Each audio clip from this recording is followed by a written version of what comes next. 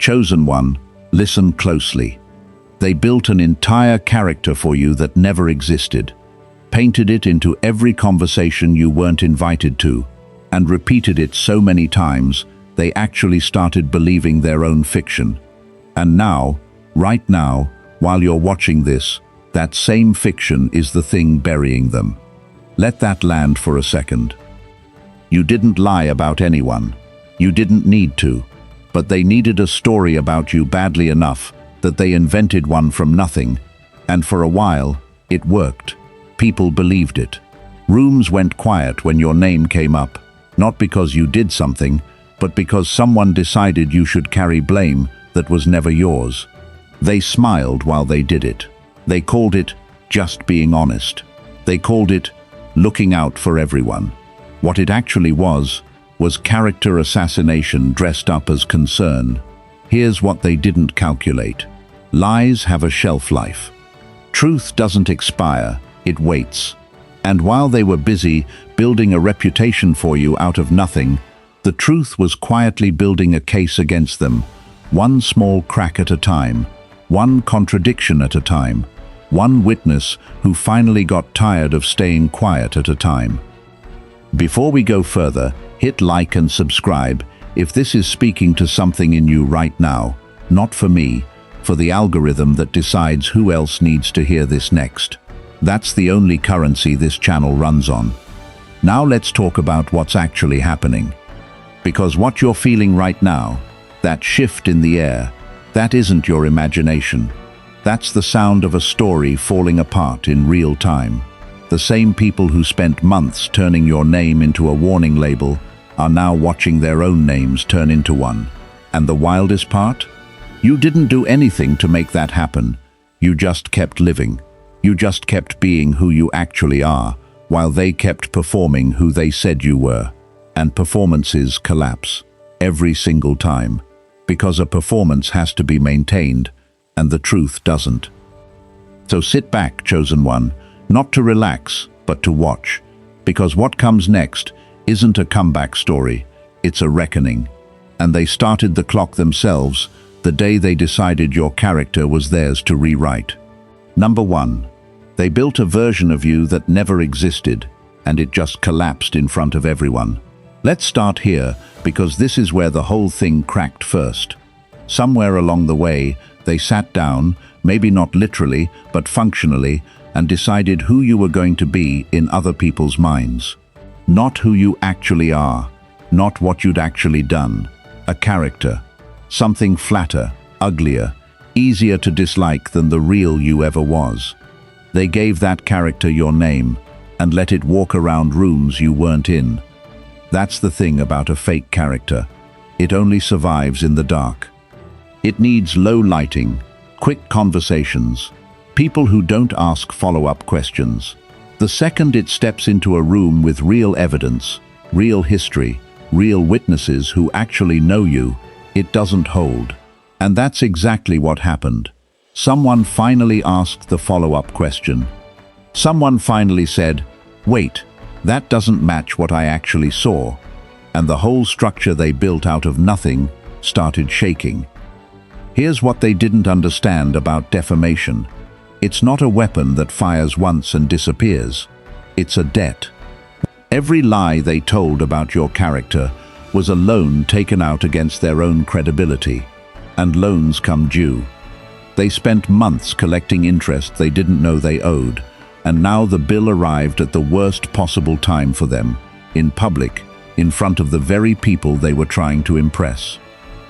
Imagine building a house entirely out of other people's trust, using their belief in you as the foundation, their assumptions as the walls, their silence as the roof. Now imagine someone walks in with a single fact that doesn't fit the blueprint. One fact. That's all it takes. Not an army, not a movement.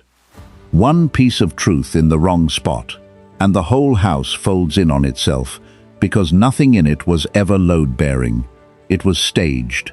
It was never built to hold weight, only to look convincing from a distance. You might be asking yourself, why did it take so long? Why didn't the truth just come out immediately? Because lies about character move fast, and truth moves careful. Truth doesn't rush, because truth doesn't need to. It already knows it's going to still be standing at the end, so it takes its time getting there, gathering every detail, every date, every contradiction, until there's nothing left to argue with. That's not weakness, that's patience with receipts. And now, chosen one, look at what's actually in front of you. The character they invented is gone. Nobody's defending it anymore because nobody can. What's left standing in the room is you, the real one, the one who was there the whole time while they were busy writing fiction with your name on the cover. They thought they were building a case against you. What they were actually doing was building the exact evidence that would take them down. Every detail they added to make the lie more convincing is now a detail that proves exactly how deliberate this was. They didn't stumble into this, they constructed it. And constructed things collapse loudest, because everyone can see exactly how they were built. Number 2. The whispers meant to bury your name are the exact reason theirs won't be forgotten. Whispering is a strategy for people who know they can't say something loudly and survive the consequences of it. That's the first tell. If what they were saying about you was true, they would have said it in full volume, in the open, with your name attached and their own confidence intact. They didn't do that. They whispered.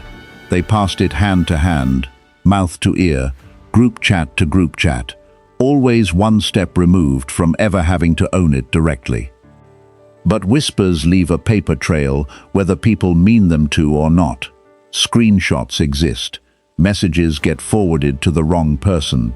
Someone repeats a version of the story to the one person who actually knows the truth. And suddenly, the whisper isn't quiet anymore. It's evidence. And evidence doesn't whisper. Evidence speaks in a voice nobody can talk over. Here's the part that must be eating at them right now.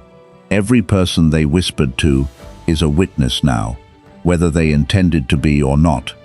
Every one of those private conversations is a data point in a pattern, and patterns are impossible to explain away as just one misunderstanding. One lie is a mistake. 10 versions of the same lie, repeated to 10 different people, with the details getting sharper and crueler each time. That's not a mistake. That's a campaign, and campaigns have fingerprints. Picture a fire being lit in a dozen different rooms at once, each one small enough that no single person notices the smoke. But smoke drifts. It finds its way into hallways, under doors, into rooms it was never supposed to reach. Eventually somebody smells it in a place it shouldn't be, and they start asking where it's coming from. That's what's happening now. The smoke reached a room they thought was sealed off, and the person standing in that room started asking real questions. You never had to defend yourself in every one of those rooms. You couldn't have, because you didn't even know half of them existed. But here's what you didn't need to do. You didn't need to be in the room, because the truth doesn't require your presence to be true. It just requires enough contact with reality to survive contact. And every whisper they sent out into the world eventually made contact with someone who already knew you, someone who could say, "That's not who they are," and that single sentence undid weeks of careful narrative building. So while they thought they were quietly erasing your name, they were actually quietly writing theirs into a story that won't fade the way they hoped. Because a person who lies loudly gets forgotten in a news cycle. A person who lies carefully, methodically, in whispers designed to avoid accountability, that person gets remembered specifically for the calculation. And calculated cruelty doesn't get forgiven as easily as impulsive cruelty. It gets studied, it gets talked about. It becomes the story people tell as a warning, and this time, chosen one, you're not the warning anymore. They are. Number 3. Why the story they rehearsed for months fell apart in seconds. They didn't come up with the lie about your character on the spot. Give them that much credit, as backhanded as it is. They workshopped it. They tested different versions on different people, watching which details got the strongest reaction, which words made people gasp, which framing made you sound the most reckless, the most dishonest, the most whatever they needed you to be that week. That takes time. That takes meetings that weren't called meetings. That takes effort most people wouldn't put into something true, let alone something false. And that's exactly the problem with rehearsed stories. They're built for performance, not for scrutiny. A rehearsed story can survive a room full of people nodding along. It cannot survive one specific question asked by someone who already knows the real timeline. Wait, you said this happened on a Tuesday, but you weren't even there on a Tuesday. That's it. That's all it takes. One inconsistency, one date that doesn't match, one detail that only makes sense if the story was invented rather than remembered, and months of careful rehearsal come apart in the time it takes to ask a single follow-up. Imagine an actor who has memorized every line perfectly, hit every mark in rehearsal 100 times, and then steps on stage only to have someone in the front row stand up and say the actual events, live, from memory, without a script. The actor freezes, not because they forgot their lines, because someone just proved the lines were never true to begin with. That's what happened here. Somebody stood up in the front row of their carefully rehearsed performance and said what actually happened, and there was no line prepared for that moment because they never planned for the truth to show up uninvited. You might wonder why it took someone this long to ask the right question. Simple. People don't interrogate stories that confirm what they already want to believe. If the lie fit a narrative someone was comfortable with, they accepted it without digging. It's only when the story finally reached someone who had actual context, someone who wasn't emotionally invested in believing the worst about you, that the questions started. And once one person starts asking real questions out loud, everyone else who was quietly uncertain finally feels permission to ask theirs too. That's the moment the whole rehearsed act became unwatchable. Not because the actors got worse, because the audience stopped pretending they didn't notice the seams. And once an audience sees the seams, they can never unsee them. Every future performance from the same people gets watched differently now, with suspicion instead of trust, because credibility doesn't come back the way it left. It has to be rebuilt, piece by piece, in front of people who are actively looking for the next mistake. And chosen one, that is a much harder role to perform than the one they gave up trying to write for you. Number 4. The people who repeated the lie are now running from their own names. This is the part nobody warns you about when they agree to spread a rumor for someone else. They think they're just passing along information, doing a favor, staying loyal to whoever told them first. What they don't realize is that the moment they repeat a lie, it stops being someone else's lie. It becomes theirs too. Ownership transfers the second the words leave their mouth for the second time. Watch them now. Watch how quickly the people who were the loudest, who added their own little details to make the story juicier, who swore they heard it from someone who would know, are suddenly the quietest people in every room. They're not defending the story anymore. They're distancing themselves from it as fast as they can, pretending they were just repeating what they heard, pretending they never actually believed it, pretending they weren't the ones who told 3 other people with extra conviction. That's the second wave of exposure nobody prepares for. It's not enough for the original liar to get caught. Every single person who carried that lie forward, who added credibility to it just by being the one saying it, gets pulled into the same collapse. Because once the truth surfaces, people don't just ask, who started this? They ask, who kept it going? And that list is always longer and always more embarrassing than anyone expected. Picture a relay race where every runner insists they only carried the baton because someone handed it to them. Fine, but at the end of the race, when it turns out the baton was stolen, every single runner who carried it still has to explain why they took it and ran anyway. why they didn't stop and check if it belonged to them in the first place. I was just repeating what I heard doesn't hold up as an excuse when what you heard was cruel and you repeated it anyway, with enthusiasm, without asking a single question. That's why they're running from their own names right now, not because they told the original lie, because they made it louder, they gave it legs, they gave it credibility it never earned on its own. And now their names are attached to something they can't quietly walk back, because too many people remember exactly who told them first, who added the extra detail, who said it with a straight face like it was fact. You didn't have to correct every single one of them. You couldn't have. There were too many, spread across too many conversations you were never part of. But truth doesn't need you to correct every mouth that repeated a lie. It just needs to reach the room once, clearly, undeniably, and every single person who repeated that story starts feeling the weight of their own name being connected to something they can't take back. That weight is heavier than anything you could have said to them directly. It's the weight of knowing everyone remembers and nobody's forgetting anytime soon. Number 5. Karma doesn't argue. It just waits for the right room. People love to say karma isn't real when it hasn't caught up to them yet.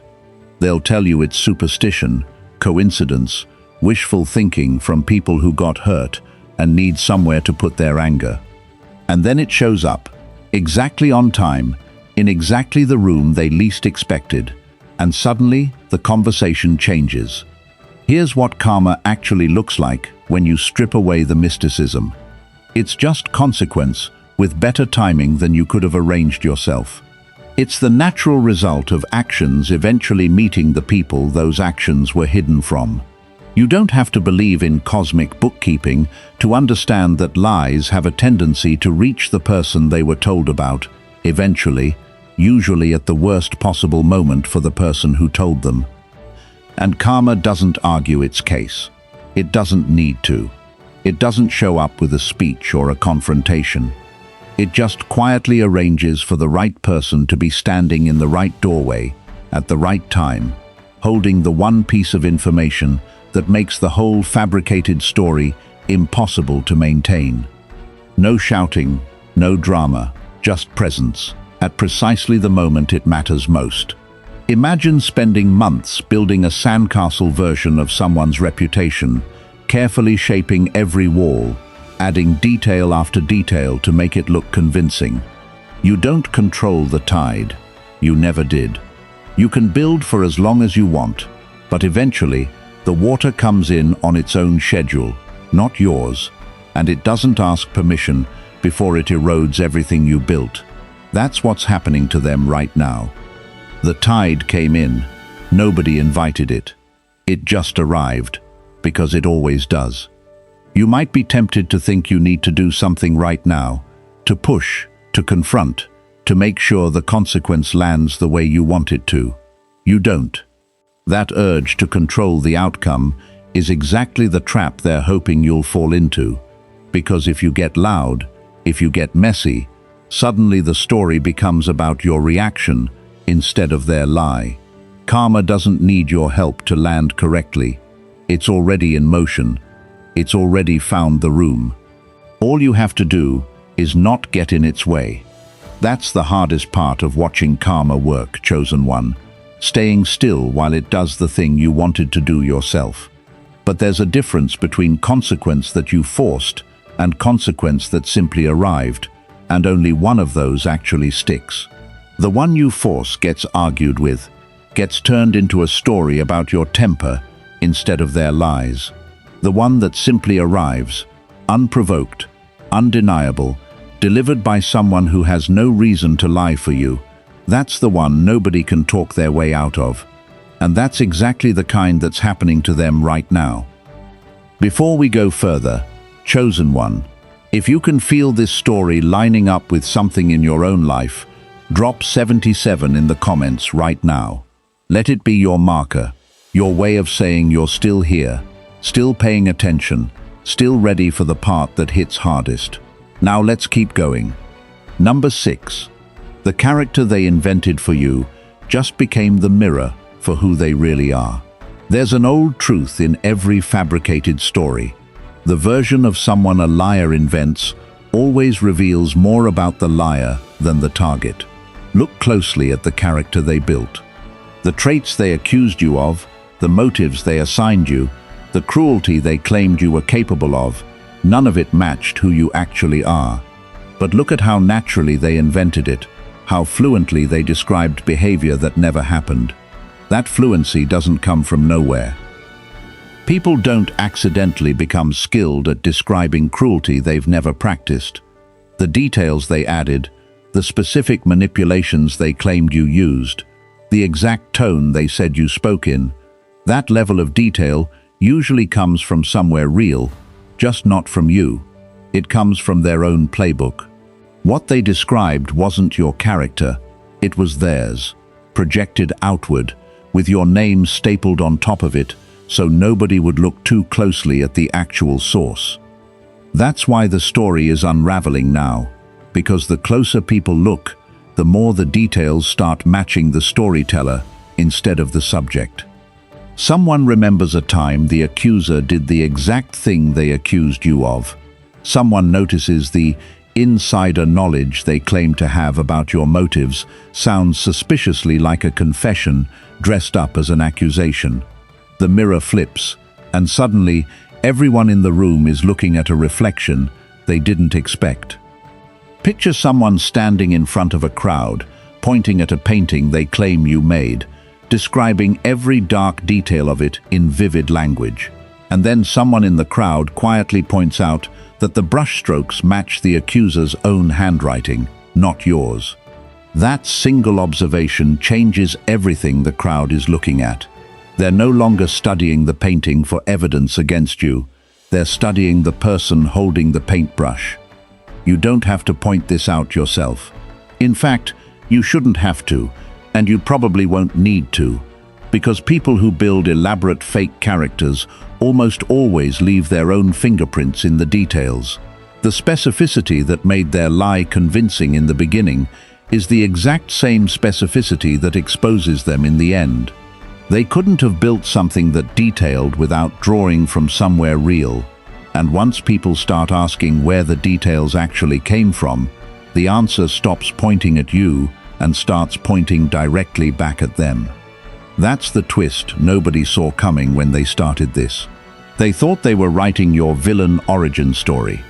What they actually wrote was a confession, narrated in third person, with your name used as a disguise for their own reflection.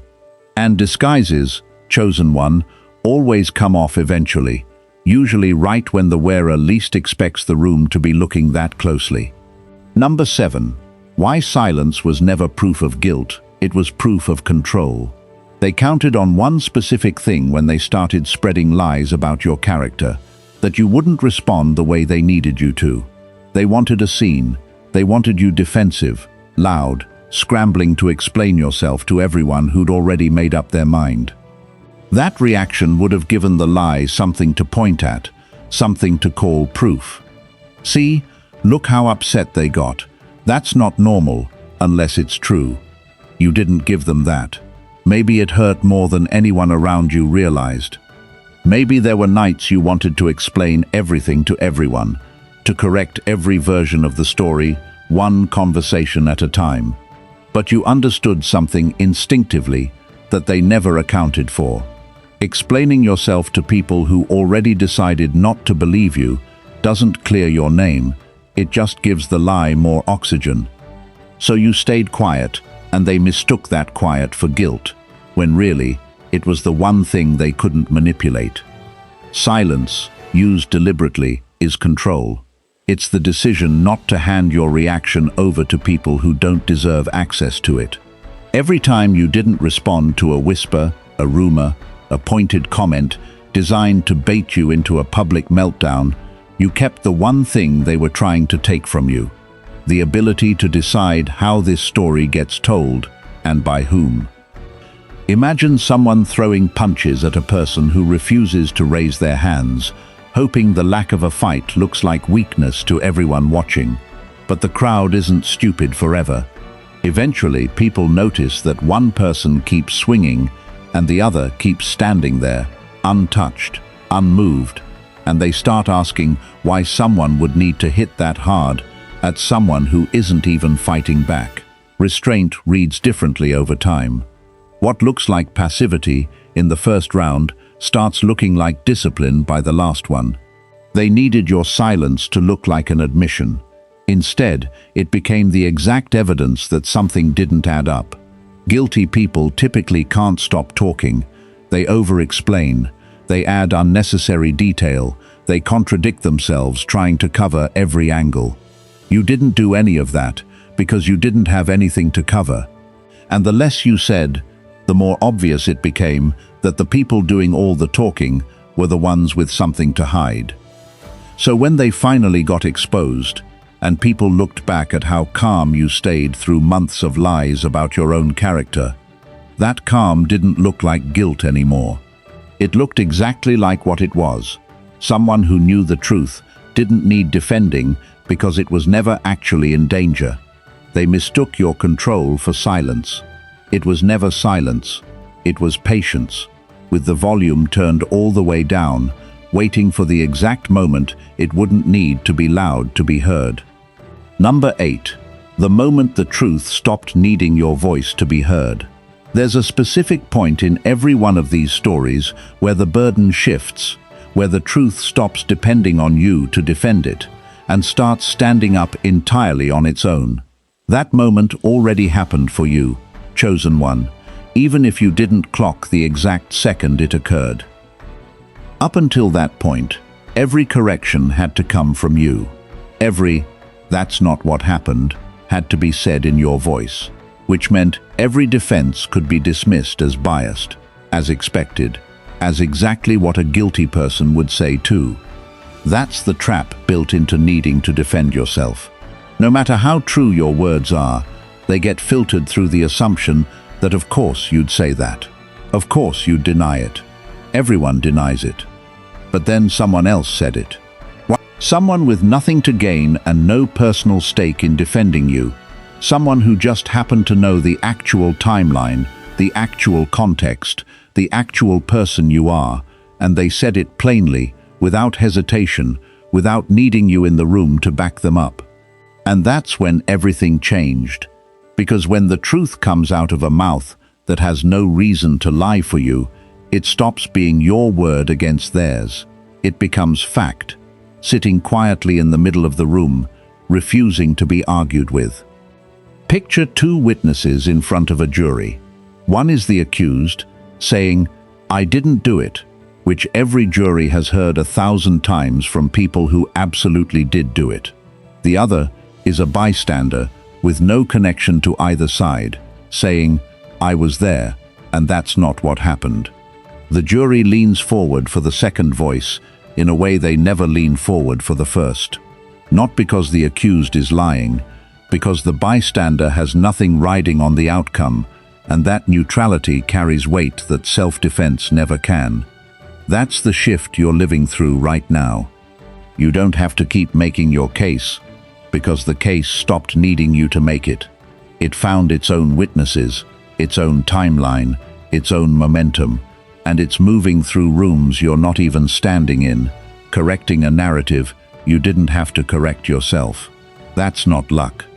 That's what happens when a lie gets specific enough and cruel enough that people who actually know better can't stay quiet about it anymore, whether they're defending you personally or just defending the truth as a principle. You spent so long carrying the weight of your own name by yourself. You don't have to carry it alone anymore. The truth picked itself up somewhere along the way and started walking on its own, and every step it takes is a step further away from the character they invented and closer to the person you've actually been the entire time. Number 9. Every lie they told is now a timestamp against them. This is the part that should worry anyone who's ever spread a rumor without thinking it through. Lies don't disappear once they've served their purpose. They stay exactly where they were said, in messages, in memories, in the minds of people who heard them and quietly filed them away. And when the truth catches up, every single one of those lies becomes a dated entry in a timeline that tells its own story. Think about what that timeline actually shows once it's laid out end to end. Not just what was said, but when it was said, who said it first, how it changed as it moved from person to person, growing crueler and more specific with each retelling. That pattern doesn't look like an honest mistake anymore once it's mapped out.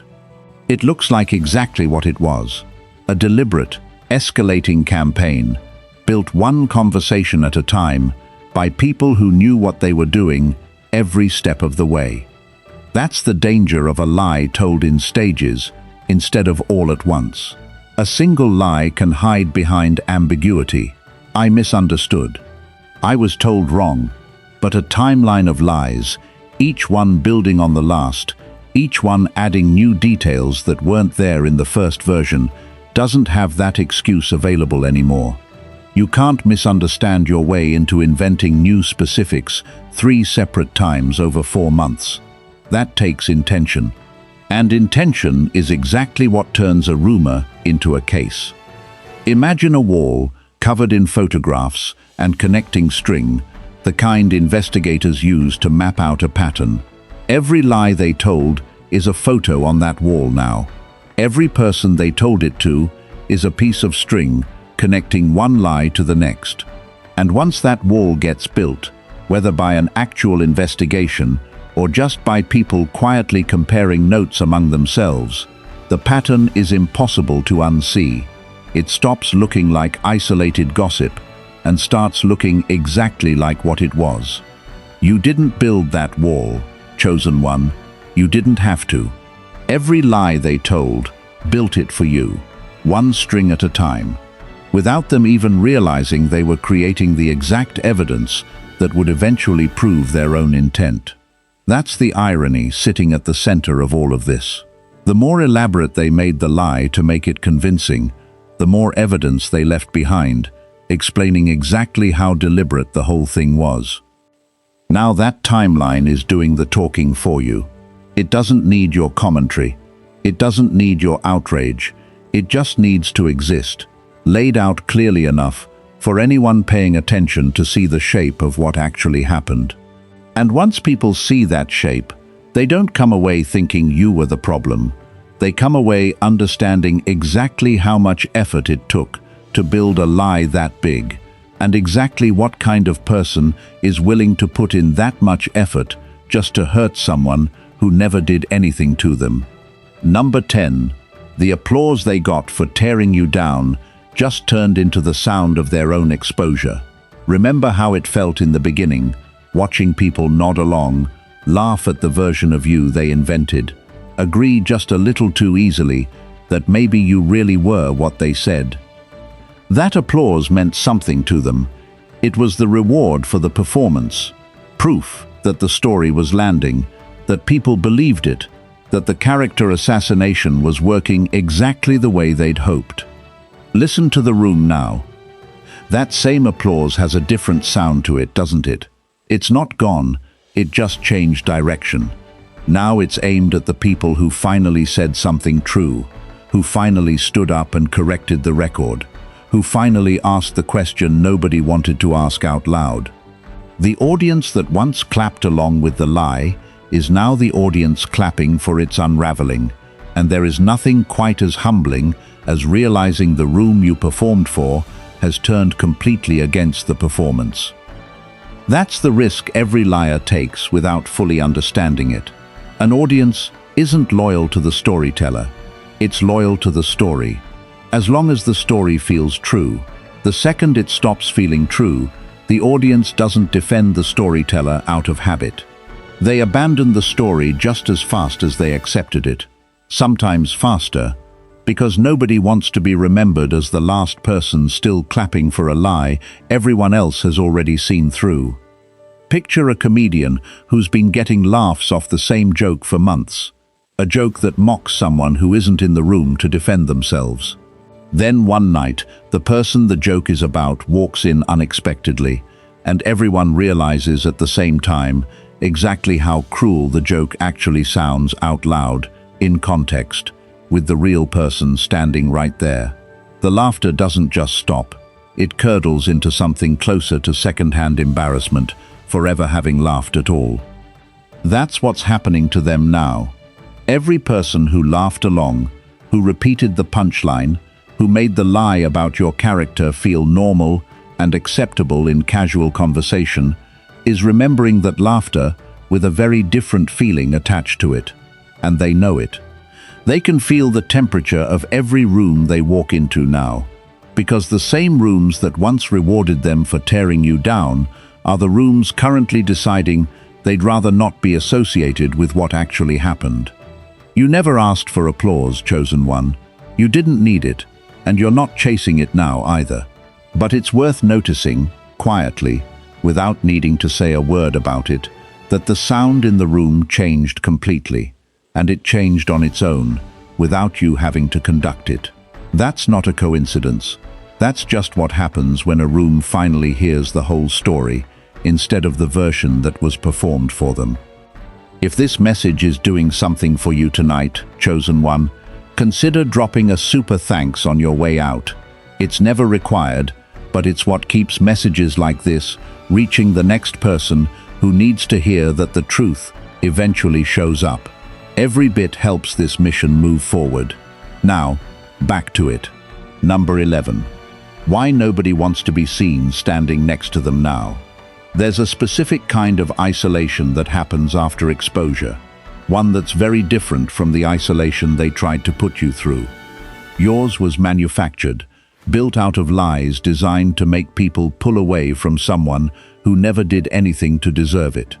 Theirs is earned, built entirely out of their own choices, and it's spreading faster than they can manage. Watch how quickly the associations start dissolving. The people who used to be seen with them constantly, who echoed their opinions, who defended them without question, are suddenly harder to find in the same room. Not because anyone made an announcement. Nobody has to. Reputation works by proximity, and once someone's name becomes associated with something ugly, everyone standing close to them starts calculating the cost of staying visible in that association. That's not cruelty. That's self-preservation, and it's exactly the same instinct they were counting on when they spread lies about you, hoping people would distance themselves from your name out of caution. It's just landing on them instead now, and there's a particular kind of poetic weight to watching someone experience the exact isolation tactic they tried to use on someone else. Imagine someone standing in the middle of a room that used to be full, watching people quietly drift toward the exits, one at a time. Not dramatically, not with any big scene, just a slow and steady thinning of the crowd, until they're the only one left standing, where a dozen people used to be. That's what social consequence actually looks like in real time. It's rarely loud, it's just absence, accumulating. They're feeling that absence now in ways they never expected to. The invitations that used to come automatically aren't coming. The group chats that used to include them by default are quieter, or they're simply not in them anymore, and nobody explained why, because nobody needed to. Everyone already knows. That's the part that makes exposure so much harder to recover from than a single confrontation would have been. A confrontation ends. This kind of quiet, distributed distancing doesn't end. It just continues, room by room, for as long as people remember what happened, which tends to be a very long time. You don't have to participate in any of that, chosen one. You don't need to warn people away from them or remind anyone what happened. The distancing is already happening entirely on its own, powered by nothing except the truth finally being available to people who now get to make their own decisions about who they want standing next to them. And most people, when they finally get the full picture, decide they'd rather not be standing anywhere near the person who spent months building lies about someone else's character. Number 12. The parts of the story they left out are the parts that are ending them. Every fabricated story has gaps in it, pieces that got deliberately left out because including them would have ruined the narrative. Context that made you look reasonable instead of reckless. Details that explained your actions instead of making them look sinister. They edited all of that out carefully, the same way anyone edits a story to make sure it lands the way they want it to. But omissions don't stay hidden forever, especially not when the person who actually lived through the missing context is still around to fill it back in. And that's exactly what's happening now. Piece by piece, the parts they cut are getting added back, and each one changes the entire shape of the story. A single sentence of missing context can turn "look what they did" into "look what actually happened," and "look who left the important part out on purpose." That's the specific danger of a lie built on omission instead of pure invention. It's harder to catch at first, because the parts that are included are technically true. But once people start noticing what's missing, they don't just fill in the gap. They start wondering why the gap was there in the first place. And that question is far more damaging than any single lie could have been, because it points directly at intent. You don't accidentally leave out the one detail that would have completely changed how a story landed. You leave it out because you knew exactly what it would do if people found out. Picture a photograph that's been cropped just enough to remove the one person standing next to you who would have explained everything, leaving just you in a frame that now looks suspicious out of context. For a while, the cropped version is all anyone sees, but someone eventually finds the uncropped photo, the original, the full frame, and the second people see what was cut out, they don't just correct their opinion of the picture. They start asking who cropped it, and why, and what else has been cropped since. That question is spreading through every version of the story they told now. What else did they leave out? What other context got cut for convenience?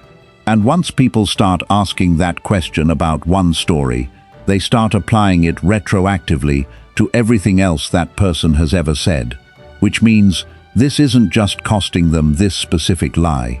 It's costing them the benefit of the doubt on every claim they've ever made, which is a much bigger price than they were prepared to pay when they decided a few missing details would make the story land better.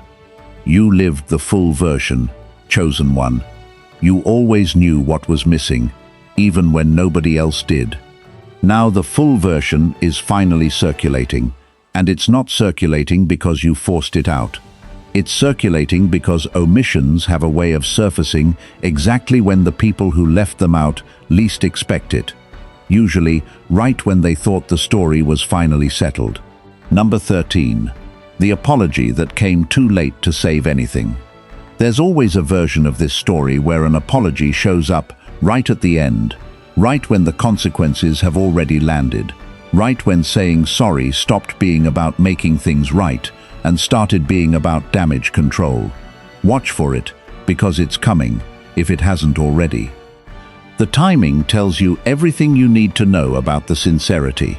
An apology offered the moment someone realized character defamation actually has consequences isn't remorse.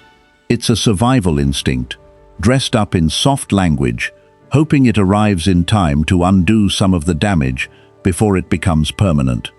Real remorse doesn't wait for exposure. It doesn't need an audience finding out first. It shows up the moment someone realizes they did something wrong, not the moment they realize they got caught. That distinction matters more than they'd like it to. Because everyone watching this unfold can see the difference between "I'm sorry for what I did" and "I'm sorry it came out." And those are two completely different sentences, even when they use almost the same words. One is accountability, the other is just regret that the strategy stopped working. People aren't as easily fooled by the second version as the apology assumes they'll be. Imagine someone who spent months quietly stealing from a friend, only apologizing the exact moment they got caught, insisting the whole time how sorry they are, how it was never meant to go this far, how they never wanted anyone to get hurt. Nobody in that room believes the timing is a coincidence. They believe exactly what it looks like.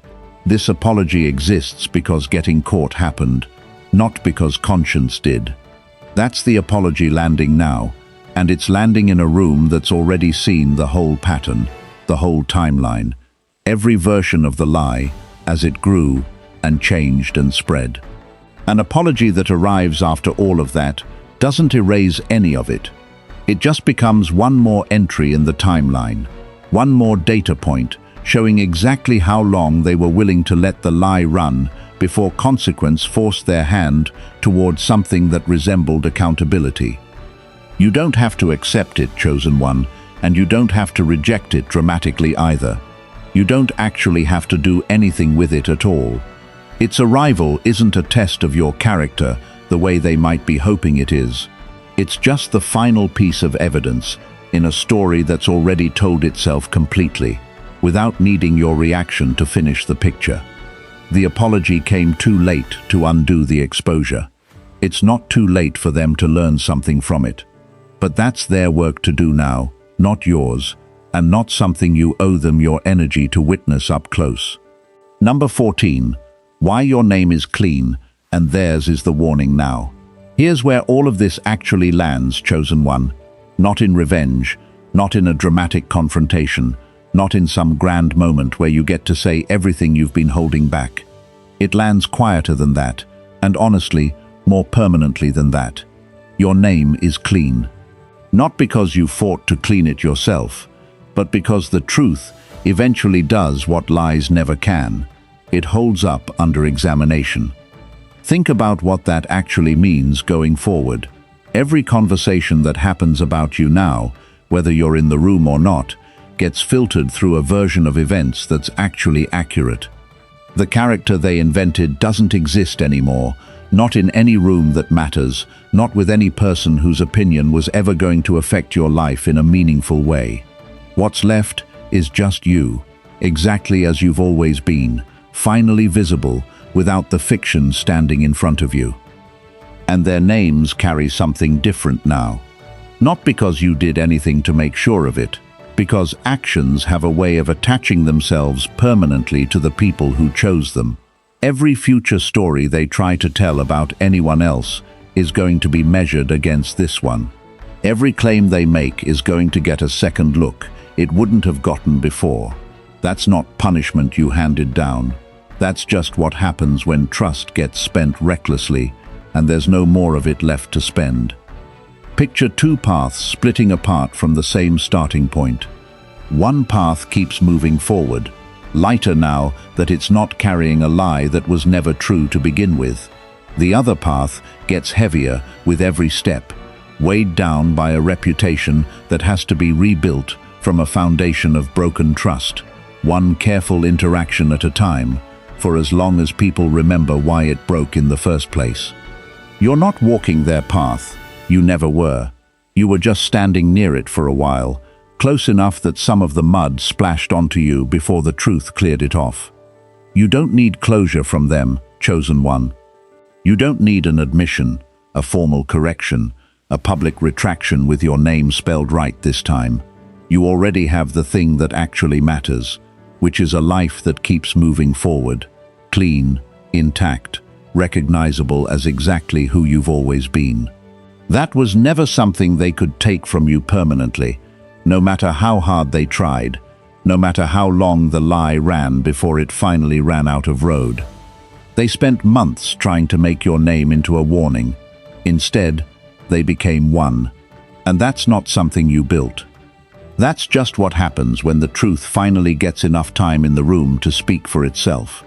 So, here's where we leave it, chosen one. Not with noise, but with clarity. They spent real time, real effort, real energy, trying to convince the world you were someone you've never been. And in the end, all that effort didn't erase you. It just documented, in painstaking detail, exactly what they were willing to do to someone who never did anything to deserve it. That documentation doesn't disappear. It becomes the permanent record standing between them and anyone who might have believed them the next time. You didn't need to raise your voice to win this. You didn't need to match their cruelty with your own. or spend your energy proving a negative to people who'd already decided not to listen. You just needed to keep being exactly who you are, consistently, quietly, while the story they built out of nothing slowly ran out of places left to hide. That's not passive. That's the hardest kind of strength there is. The kind that doesn't perform itself for an audience. The kind that just holds steady until the truth catches up on its own timeline instead of yours. And it did catch up. It always does, eventually, for anyone willing to wait it out instead of chasing the fight they wanted from you. What felt like silence for months was never actually silence. It was the sound of a case being built without anyone needing to announce it. One witness, one contradiction, one piece of missing context at a time, until there was nothing left holding their version of events together. Now look at where you're standing. Your name, intact. Your character, exactly what it always was, finally visible to people who spent a while looking at a distorted version instead. And theirs, carrying a weight they built entirely with their own hands, one conversation at a time, that no amount of late apology is going to fully undo. That's not something the universe handed down as a favor to you specifically. That's just what happens, reliably, every single time, when a lie gets specific enough and cruel enough that the truth finally has no choice but to answer it. If this landed somewhere real for you, if you felt even a piece of your own story sitting inside this one, let me know the only way that actually reaches more people who need to hear it. Hit like, subscribe if you haven't already, and drop a comment telling me which part hit hardest. That's not a favor to me, that's how this message finds the next person sitting exactly where you were a few months ago, wondering if the truth was ever going to catch up. It always does. Share this with someone who needs to hear that tonight. Thank you for being here, chosen one. Thank you for staying quiet when it would have been easier to fight. And thank you for trusting that the truth would eventually do what it always does. We'll see you in the next one. Until then, take care of your name. It was clean the whole time.